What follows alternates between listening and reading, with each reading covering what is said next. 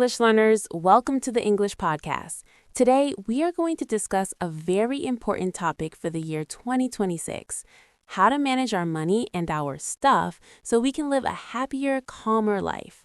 I'm Sarah, and I'm joined by my friend Mark. Hi, Sarah. It is great to be here. I am excited to talk about this because, let's be honest, life can feel very crowded and expensive these days. It really can. Mark, let me start with a simple question for you. Why do you think so many of us feel stressed even when we have a lot of things? We have smartphones, clothes, and gadgets, but we still feel overwhelmed. That is a great question, Sarah. I think it is because we often confuse having more with being better. We focus so much on our net worth, how much money we have, that we forget about our self-worth, who we actually are as people. I love that. In our sources today, we're looking at some money rules by an expert named Sahil Bloom. One of his first rules is called no unforced errors. Mark, can you explain what an unforced error is? It sounds like a sports term. It is. It comes from tennis. In amateur tennis, most people lose not because the other player is amazing, but because they keep hitting the ball into the net by mistake. In life and money, an unforced error is a silly mistake we could have avoided, like buying something expensive just because we were bored, or getting into debt for something we didn't need. So the rule is to just stop making those easy mistakes? Exactly. Sahil says that the sum of consistent ordinary performances adds up to something extraordinary. If you just stop making the big, silly mistakes, you will get very far. It's about slowing down and protecting yourself from, well, yourself. That is so helpful for English learners to hear. Slow down and think. Another rule he mentions is that we should track our financial progress like an athlete. Yes, athletes always know their scores and their times. If you want to get better at money, you have to measure it. You can't improve what you don't track. He suggests using a tool or an app to see exactly where your money is going. It's like learning English, right? You have to track how many words you learn or how many minutes you practice. Exactly the same thing. Now, Sarah, there is a concept Sahil calls the margin of freedom. Have you heard of that? It sounds like having extra space. The source says it's the buffer between your reality and your expectations. He says that our expectations are actually our biggest financial problem. If we always expect to have the newest car or the biggest house, we will never have enough money to feel free. Right. To fix this, he says we should keep our lifestyle well below our means. This means if you get a raise at work and start making more money, don't immediately go out and spend more money on a bigger lifestyle. Keep the slack or the extra money in the system so you have freedom. That's a very calm way to look at money. It's not about chasing the dollar. In fact, Rule 5 says we should focus on value and service over money. He believes money is a lagging indicator. That means it comes after you have already helped people or solved real problems. I think that is a very important mindset shift for 2026. If you help people, the money will eventually chase you. And speaking of money, Rule 6 is very interesting for young people. Treat your income as the leverage point, not your investments. What does he mean by that? Well, many people spend all day worrying if the stock market went up 1% or 2%. But Sahil says your most valuable asset is your human capital, your skills, and your power to earn money. Especially when you're young, spending time learning a new skill, like English, will give you a much bigger return than a small investment in a bank account. That makes so much sense. Invest in yourself relentlessly. Now, let's talk about shopping. Rule 7 says spend more for quality, not for brand.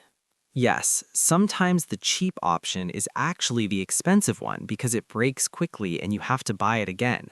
But you shouldn't pay for a brand name just to look cool. Look for products that work well and last a long time. Sahil says cheap may sound good right now, but you get what you pay for. And that leads perfectly into Rule 8, which is always fade the trends. In English, to fade something here means to ignore it or go against it. He says the world is full of silent scripts. These are rules society tells us, like you must buy a house at age 30 or you need a fancy car when you get a promotion. He says most of those scripts are complete nonsense. You should make decisions based on your own values and your own timeline. Life is not a race with anyone else. I love that. Your life is not a race. Now, Mark, let's talk about the physical side of this. We've talked about money rules, but what about all the stuff we buy with that money? This leads us to the philosophy of minimalism. Minimalism is such a powerful idea for 2026. Our sources define it as a necessary lifestyle shift. It isn't just about having blank walls or an empty house.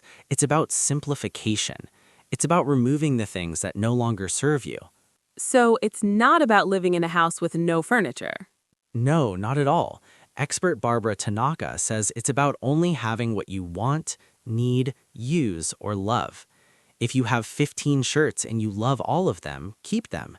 But if you have 50 shirts and you only wear 5, the other 45 are just clutter. They're taking up your energy.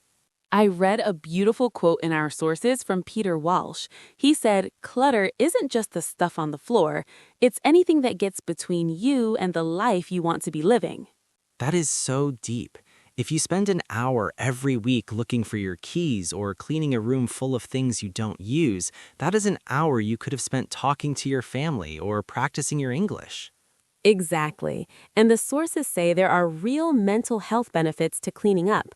When our physical space is scattered and messy, our mental space feels the same way. Removing clutter can actually help us feel happier, less anxious, and more confident. It's true. Studies even show that digital clutter, like having thousands of unread emails or random files on your computer, causes the same stress as physical mess. Sarah, have you ever heard of the one in, one out rule? Oh, I like this one. It's a very simple rule to keep clutter under control. Mark, explain how it works. Imagine your home is like a bucket of water. Every time you buy something new, you're pouring water into the bucket.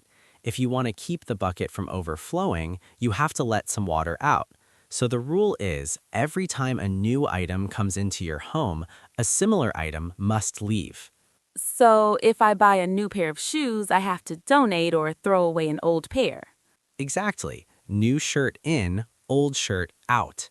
It takes a lot of discipline because it's easy to say, oh, I'll get rid of the old one later, but you have to do it immediately. Some people even keep their new purchase in the car until they have found an old item to get rid of. That's a great guardrail, a rule to protect us from ourselves. It's like Sahil Bloom's 24-hour rule for non-essential purchases. Tell us about that one, Sarah. It's Rule 10 in his list. If you see something you want to buy that isn't a need, you have to wait 24 hours. If you still want it after a full day, then you can buy it. This stops impulse purchases, those things we buy quickly and then regret later. I need to use that rule more often. So, Sarah, we have talked about minimalism, which is mostly about our physical possessions, but there's another word in our sources, essentialism. How is that different? This is a very interesting distinction. Minimalism focuses on stuff, cleaning and organizing your environment, but essentialism is about your whole life. It's about doing less but better. Less but better. I like that. An essentialist looks at their calendar and asks, is every meeting and every commitment really important? They look at their friendships and ask, are these relationships helping me or hurting me? In essentialism, time is seen as the most important possession because it's a non-renewable resource. You can't get more of it. So a minimalist clears their closet, but an essentialist clears their schedule.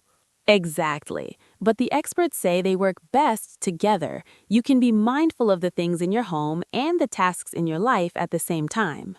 This is such a great starting point for 2026. We are learning to avoid unforced errors with our money, we're learning the one in, one out rule for our things, and we are starting to think about what is truly essential in our lives. It's all about creating space, space in our bank accounts, space in our homes, and space in our minds. I'm feeling calmer just talking about it. But Sarah, I know people are wondering, okay, this sounds great, but how do I actually start? That is exactly what we're going to dive into next. There are some very practical games and audits we can do to begin this journey. I can't wait. It's one thing to know the rules, but it's another thing to play the game. Exactly. And for our English learners, remember that these principles are just like your language journey. You don't have to be perfect overnight. It's a gradual journey of small, intentional steps. Small, intentional steps. That is the key for 2026.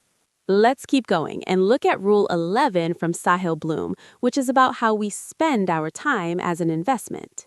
Let's keep going and look at Rule 11 from Sahil Bloom, which is about how we spend our time as an investment. This is such an important point for 2026. Rule 11 says we must remember that investments require time, not just money. When you choose to put your money into something, you are usually putting your time into it as well. That is true. Some investments, like a simple index fund at a bank, take almost no time.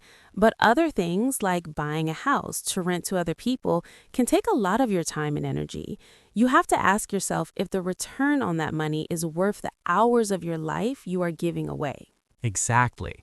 And Rule 12 adds that returns, or what you get back, come in many forms besides just cash. Sahil talks about his early days making angel investments in small tech companies. On paper, it looked like a bad idea because most of them failed. But he says the non-financial returns were huge. Non-financial returns. That is a great phrase for English learners. It means things like meeting new people, gaining access to new networks, and learning new things. Sometimes the knowledge you gain is worth more than the money you spent. Which leads perfectly to Rule 13. Never think twice about investments in yourself. This includes things like fitness, healthy food, books, and personal development. When you invest in your own health and skills, you have more energy and you show up better in the world. The return on investment, or ROI, for self-improvement is almost always significant. I agree completely. But then Sahil says something that surprised me in Rule 14. He says, never use money to optimize the life out of your life. That sounds confusing. Doesn't everyone want a frictionless life where everything is easy? You would think so. He says when people start making more money, they often hire a personal chef, a driver, and a cleaner to remove every small friction or difficulty. But he believes some of that friction is actually what creates meaning in life. He tells us to cherish meaningful friction. It's the small, ordinary things that make us slow down and enjoy the day. That is a very deep thought for our intentional living journey. Don't let money make your life so perfect that it becomes boring or empty. Now let's talk about relationships. Rule 15 says you should have a monthly financial check-in with your partner. This is so practical. He says money trouble usually doesn't come from the math. It comes from misalignment or not being on the same team. Talking once a month about what matters and what doesn't creates transparency and trust. And while you are talking with your partner, look at Rule 16. Focus on your savings rate. This is the gap between the money coming in and the money going out. Even small increases in how much you save can have a huge impact over many years because of compounding. He says, live simply now to live wonderfully later. Live simply now to live wonderfully later. I love that motto. Rule 17 is also about safety. Work towards a 12-month emergency fund. 12 months? That sounds like a lot of money to keep in a bank account. It is, but the source says it's worth its weight in gold for peace of mind. When you know you are safe for a whole year, you can see new opportunities more clearly. You aren't acting out of fear because you have a safety cushion. To make sure you are truly ready, Rule 18 suggests running quarterly disaster simulations. This means every 3 months, you should imagine a bad situation like losing your job or having a big hospital bill. If you imagine the bad times while things are good, you won't be crippled or frozen when a real problem happens. It's about being prepared. Now, let's look at how we spend our daily energy. Rule 19 is about not wasting energy on small games. This is based on advice from another expert, Ramit Sethi. He says people often ask $3 questions like, should I buy this coffee, when they should be asking $30,000 questions like, how can I earn twice as much money? That is a classic mistake. I know people who spend hours trying to save a few cents on credit card points, but forget to work on getting a promotion at their job. Unless the small game brings you actual joy, Sahil says to skip it and focus on the big things. And finally, for this section, Rule 20 brings back that bought status test we mentioned earlier. Ask yourself, would I buy this if I could never tell anyone about it?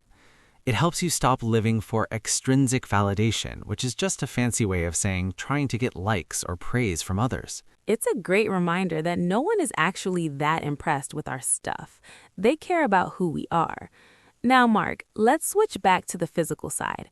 We've talked about these rules, but what about a fun way to actually get rid of the clutter? Oh, I know exactly what you're thinking of. The sources talk about the 30-day minimalism game created by Joshua Fields Milburn and Ryan Nicodemus. This sounds like a great challenge for our listeners. Mark, explain the rules. It is very simple. You find a friend or family member to play with you. On the first day of the month, you get rid of one thing. On the second day, 2 things. On the third day, 3 things. So on the 30th day, you have to get rid of 30 things. Yes, that's 465 items in 1 month. Wow, that sounds easy at the start, but very hard by the second week. It really is. By the second week, you're looking for more than a dozen items every single day. The rule is that the items must be out of your house by midnight. You can donate them, sell them, or throw them away, but they must be gone. Out of your house and out of your life. What counts as an item? Anything. Tools, clothes, old electronics, furniture, or even those kitchen gadgets you never use. It's a game, so whoever keeps it going the longest wins, but if you both make it to the end, you both win. It's a great way to turn a boring chore into something exciting. And speaking of clutter, we shouldn't just look at our closets. In 2026, digital clutter is a huge source of stress. That is so true. Studies in our sources show that digital mess, like a messy computer desktop or a full email inbox, causes the same anxiety as a messy room. In fact, many professionals spend up to 67 minutes every day just searching for files. That's over an hour of wasted time.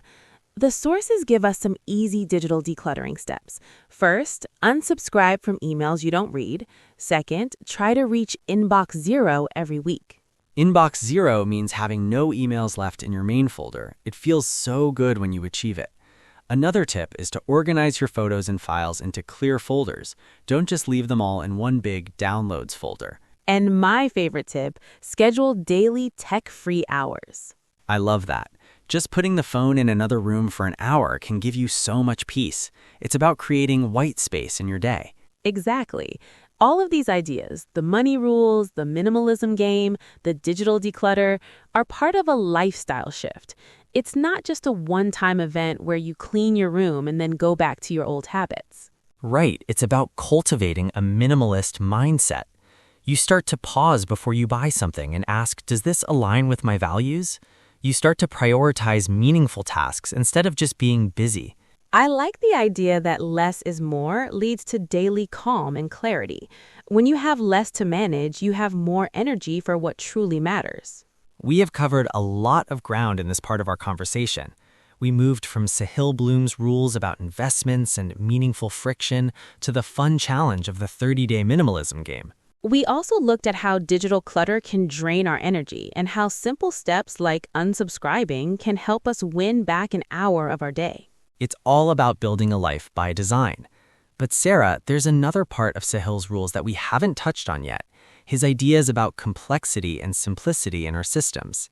Yes, Rule 22 says to ruthlessly eliminate complexity. He says complex financial lives are fragile lives. When you have accounts everywhere and investments you don't understand, you lose control.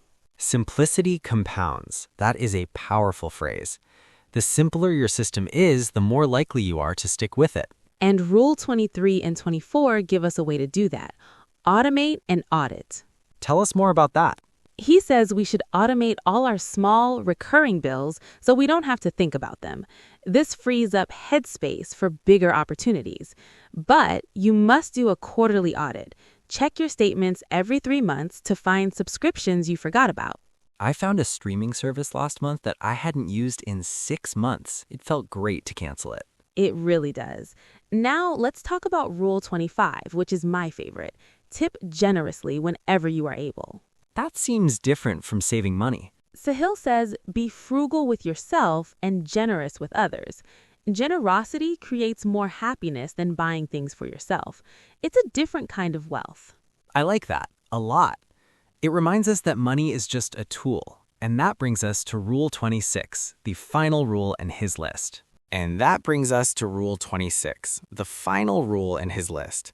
Sarah, this rule is really the big picture of everything we have discussed today. You are right, Mark. Rule 26 says use money as a tool for more meaningful forms of wealth. Sahil Bloom believes that after you have enough money to be safe, you should stop viewing money as the goal itself. Instead, you should use it to create 4 specific things in your life: time, experiences with people you love, purpose, and health. That is a powerful list. It reminds me of a quote from the writer Henry David Thoreau and our sources. Wealth is the ability to fully experience life. If your money is not helping you experience life more deeply, then it is not truly making you wealthy. Exactly. And to reach that level of clarity, we need to be very careful about what we say yes to. This leads us to a famous decision-making rule called hell yeah or no. I love the name of that rule. It was made popular by a man named Derek Sivers. The idea is very simple. When someone asks you to do something like a new project, a meeting, or a social event, you should listen to your gut reaction. If your reaction is not an enthusiastic hell yeah, then your answer should be a polite no. That sounds difficult for many people because we don't want to be rude. Why is it so important to say no? Because we often say yes to mediocre or okay things just because we feel we should. But every okay thing you say yes to takes up space and time. Eventually, you have no room left for the great opportunities that make you say hell yeah. By raising your bar for what you accept, you protect your energy for what genuinely excites you. It is about ruthless prioritization.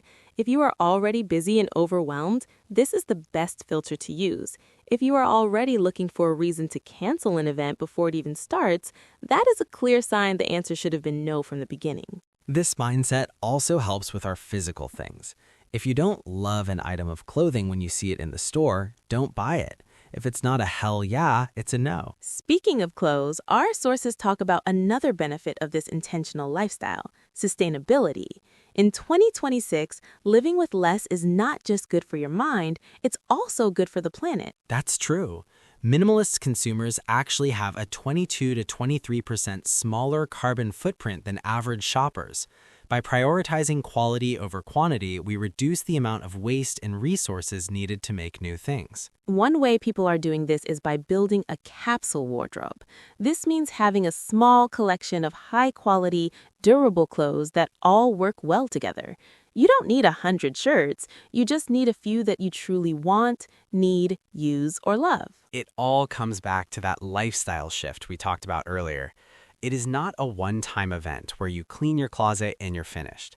It's a daily practice of pausing before you buy anything and asking, does this align with my values? Now, for our English learners, we have covered many big ideas today. Let's look at a very practical 2026 minimalism checklist to help everyone get started this week. Mark, what is the first step? Step 1 is to start small. Don't try to clean your entire house in one day. Instead, declutter a very small area weekly, like one drawer or one shelf. When you see that one small space looking organized, it gives you the energy to keep going. Step 2, use the one in, one out rule. If you buy one new item, one old item must leave your house immediately. This keeps your stuff level from rising again. Step 3, schedule daily tech-free time. Even just 30 minutes away from your phone and computer can reduce your stress and help you focus. Step 4, focus on growth and experiences over material things. Instead of buying a new gadget, maybe spend that money on a class to improve your English or a dinner with a good friend. And step 5, maintain a focused to-do list. Don't try to do 20 things a day. Pick the few tasks that are truly essential and do them well. Remember the essentialist motto: less but better. That is such a great list. And remember, if you feel overwhelmed, ask a friend for help. Sometimes just having someone else there to keep you company makes a big project feel much easier. Also, try to avoid perfectionism. The sources say that if you do something and it's good enough, then it's good enough. The goal is to make progress, not to be perfect. I think that's the most important lesson for both learning English and living intentionally. You don't have to be perfect. You just have to press on and keep making those small, intentional choices every day. It has been so wonderful talking about this today, Sarah. I feel like I have a much clearer roadmap for how to handle my money and my things in 2026. Me too, Mark. It's all about creating a life by design, not by accident. We want to spend our limited time on things that bring us joy, purpose, and health. We hope all of our English learners found this discussion helpful.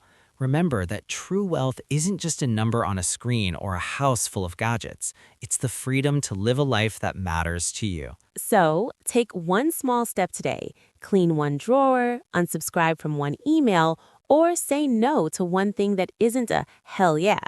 You'll be surprised at how much lighter and happier you feel. We've covered Rule 26, the 30-day game, and the importance of saying no to protect your time.